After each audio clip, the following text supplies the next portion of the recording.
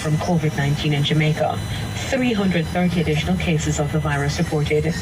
Body of missing 20-year-old accounting clerk found off Dykewood in Port St. Catherine. Appeal court rules that Michael Lorne be reinstated as an attorney. And the blockage of Egypt's Suez Canal by a giant container ship is causing a traffic jam in the Red Sea. That's the midday news on Radio Jamaica. I am Deidre Gordon. Good afternoon.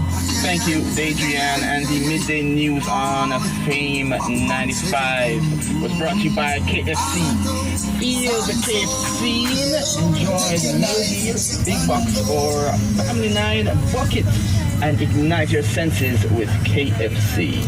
That irresistible craving you feel when you hear is called KFC, a substance that stimulates your senses to identify the crunch of an extra crispy piece of chicken or the delicious aroma of our secret recipe from any distance.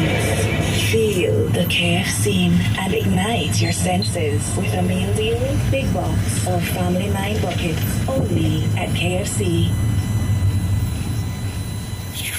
Fame 95 FM, the best music all the time.